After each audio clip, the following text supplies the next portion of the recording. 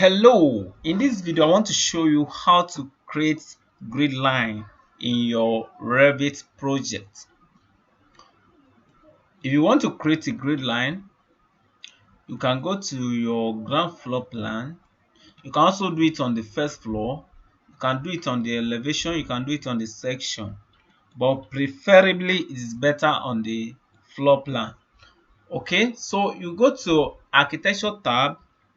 Then towards your top right corner, you see grid line. And alternatively, you can use shortcut. The shortcut for grid line is GR. If you hover your cursor over it, you see the shortcut, and that is GR. So if I click on it now, I can start. So if I put it here, you see this is a bubble, and if I want the bubble to reflect on the other end of it, I'll click on this button and you now have it on both sides. Okay, so I can simply select this one, hold on my control and drag to copy it.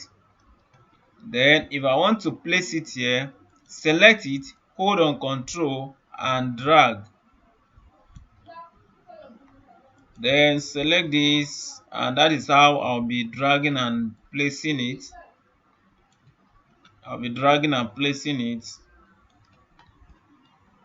And as I'm copying it, you see the number is updating automatically.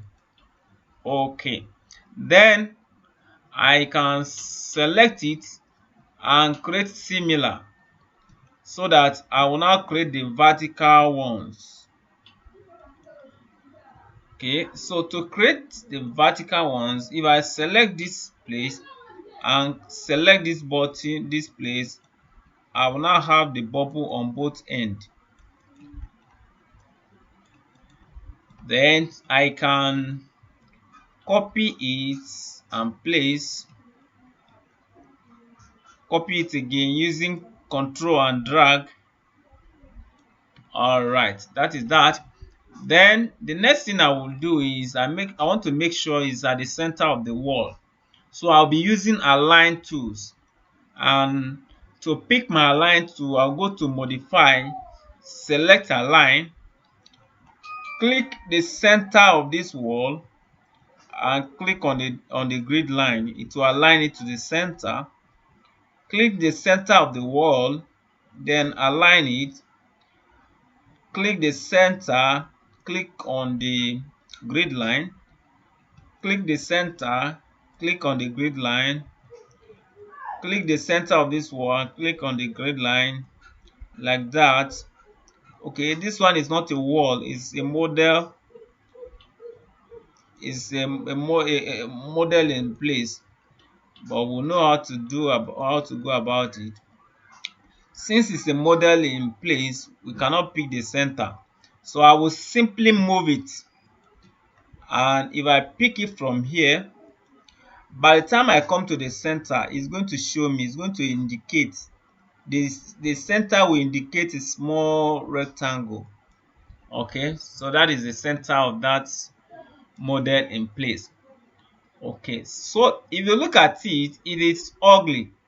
It's not looking fine at all because the bubble are too big. So I need to reduce it to make it more professional and more presentable.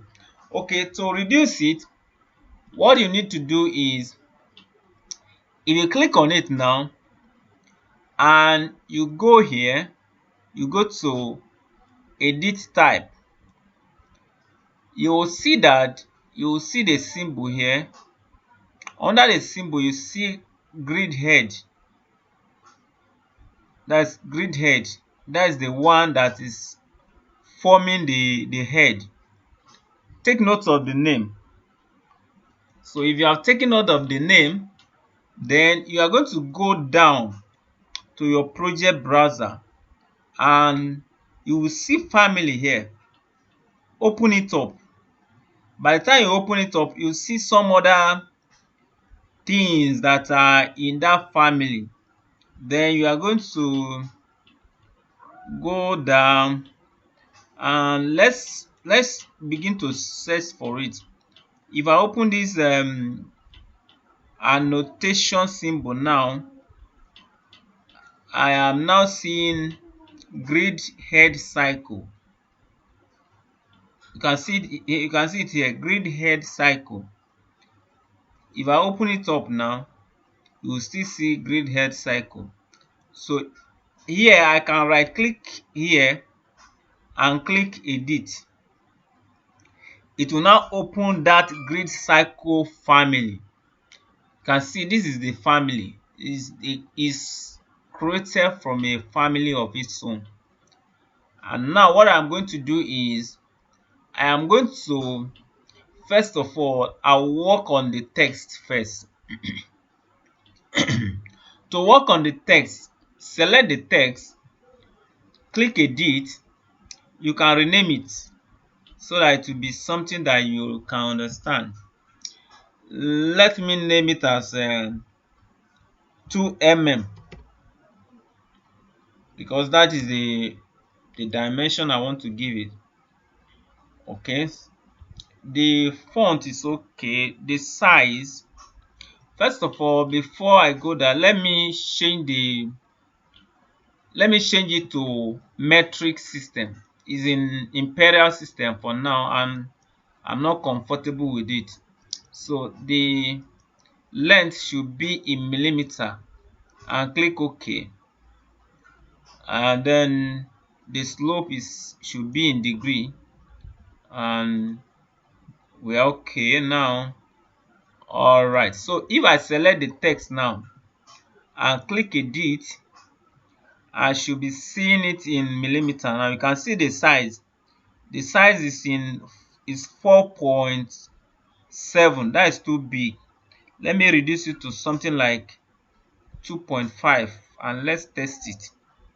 If we reduce it to 2.5 mm, we will test it. If it's okay, then we can now work with it. Then here is the color. Let's assume I change it to blue. I can change it to dark blue and click OK. Click apply, click OK. You can see that the size has reduced. Then this is the cycle. If I select the cycle and this is the radius, I can grab this button here and start reducing the radius. So if I reduce it now to something like 2.5 or 2.4, let's test this one first. 2.4. So I can save it. I can even save it to my folder. Let's save it to save it to my folder. I will select our folder and save it there. This is our folder. I can give it a name so that I will know it's the one I have worked on. So let me grid cycle. You can give it any name you like. Let's say I give it team. That's my name. And on the option, I will select only one backup so that it's not going to overload my system. So I save it in the folder now. And alternatively, you can even save it in Revit folder. To save it in Revit folder, click File, Save As, select Family. Then this is where you are going to see your Revit folder. Let's click on this folder or this one. If I select this one, then you will now see Annotate. If you do not see this folder, then you can create your own folder, Annotate. So you cannot save it here. You can save it here. Sorry, because let's wipe all this and give it a name, Grid Head Team.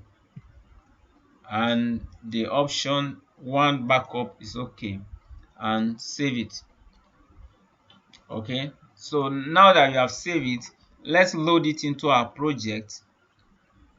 and I've loaded it into the project now. So I'm going to select this grid and click edit. Then under the symbol, I'll click on this space to open other option up. Then you can now see the one I've just created and select it. Then click apply. Okay, so you can see the moment I click and apply, the grid head is now sizable now.